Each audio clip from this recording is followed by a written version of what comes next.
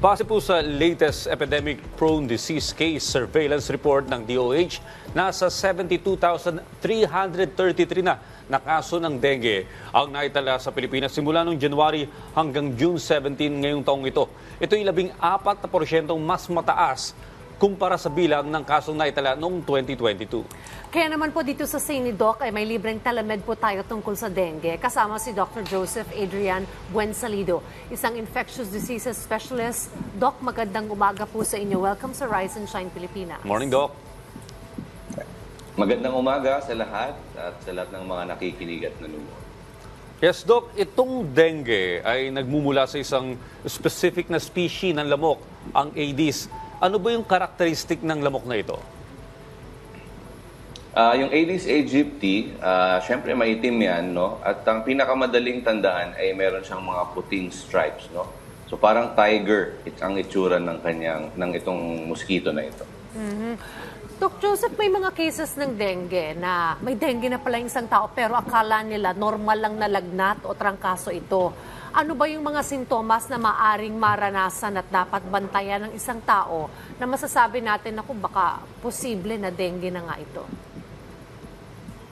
Sa simula talagang mahirap malaman kung dengue to o trangkaso o ibang mga sakit, no? Kasi ang dengue fever, syempre nagsisimula yan sa lagnat, sakit ng katawan, sakit ng ulo, sakit sa mata, no? Parang sa likod ng mata, no?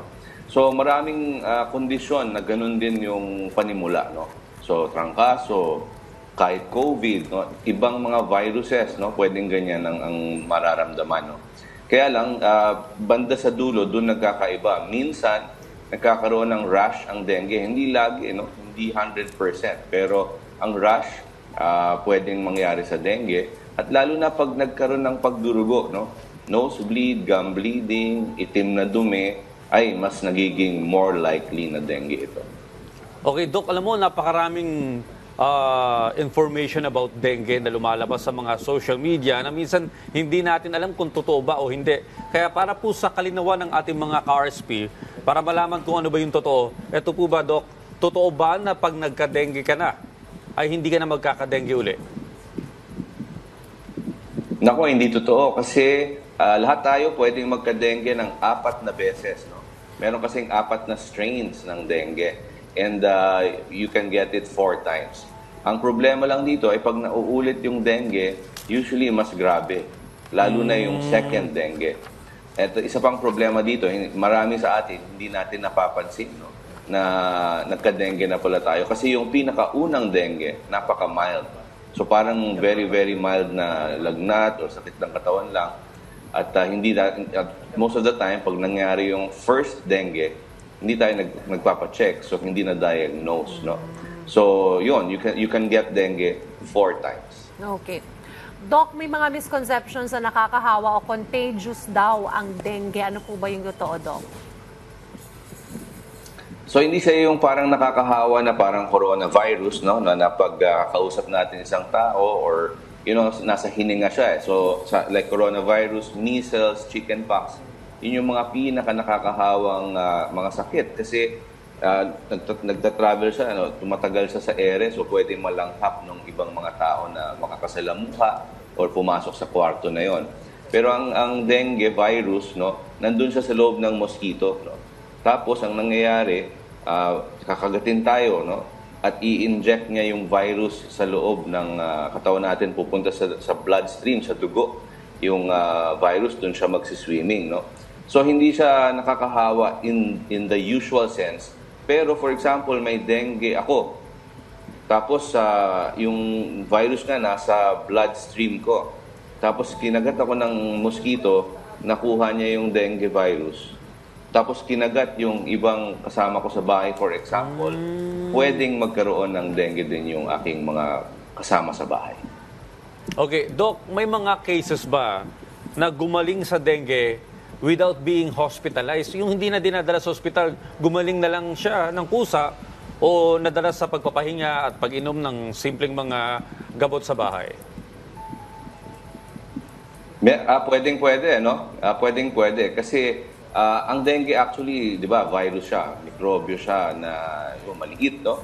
So, ang mga virus, maraming mga virus na hindi kailangan gamutin ng antibiotic, no? Siyempre hindi talaga kailangan kasi virus siya.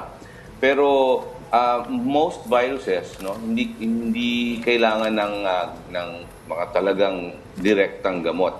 So our immune system, yung ating mga immune system, siya yung papatay dun sa virus at tatanggalin yung virus na yon after a couple of days, no? So nangyayari talaga yon. So most dengue actually hindi kailangan ma-hospital. Kasi may tatlong klaseng dengue, yung dengue without warning signs, no? Dengue with warning signs, at yung severe dengue. Yung mga dengue without warning signs, hindi kailangan ma-hospital yan. Pwedeng konsulta-konsulta lang at visit sa clinic. Pero pag magkaroon ng warning signs, doon kailangan admitin ang mga pasyente na may dengue. Doc, sabi nga prevention is always better than cure. Paano po ba natin maiwasan ng dengue? Ano po ba yung mga dapat na gawin? So, ang dengue kasi lumalabas yan during the rainy season, ano? So, ang pinakaunang pwede natin gawin pag umuulan, no? After the rains, no? Tingin agad sa sa area natin, no? Minsan hindi lang sa bahay, minsan nasa kapitbahay. Kasi ang isa sa mga breeding sites ng dengue ay of course yung mga stagnant water.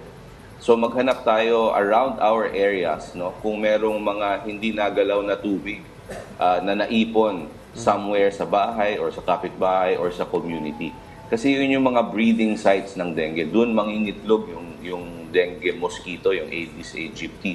Ngayon, pag nangitlog na yun, eventually magkakaroon ng bagong mosquito at magsisimula ng magkagatan, doon tayo pwedeng magkaroon ng dengue. So, the most important thing, the first thing is kung yung mga breeding site, tanggalin natin lahat yung potential breeding sites, no? Pangalawa, yung self-protection, no?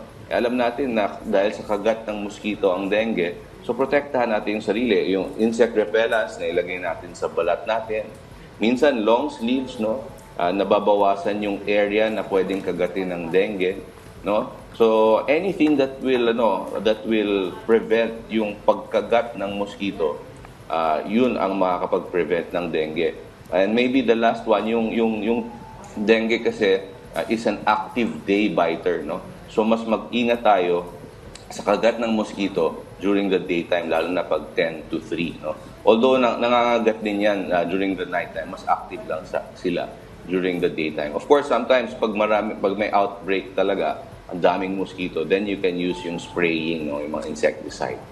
Okay, Doc, pakilinaw nga lang yung binanggit mo, no? Sinabi mo, active daytime itong mga lamok na may dengue. Kasi merong sabi-sabi sa mga social media na mga information na yung mga panggabing lamok daw ay hindi daw, malayo daw sa posibilidad na magkaroon ka ng dengue. Correct. Correct. That is actually what I'm trying to say, na mas aktibo talaga ang Aedes aegypti sa daytime. So, mas mag-ingat tayo. Although, syempre, mag-ingat na rin tayo na makagat ng mosquito sa gabi. Pero sa daytime, actually, mas active ang dengue mosquito, the Aedes aegypti. Alright, maraming salamat po sa pagbabahagi sa amin ng inyong kaalaman. Dr. Joseph Adrian Buensalido, isang infectious disease specialist. Again, ingat po tayo at maraming salamat. Maraming salamat and good morning. Thank you, Doc.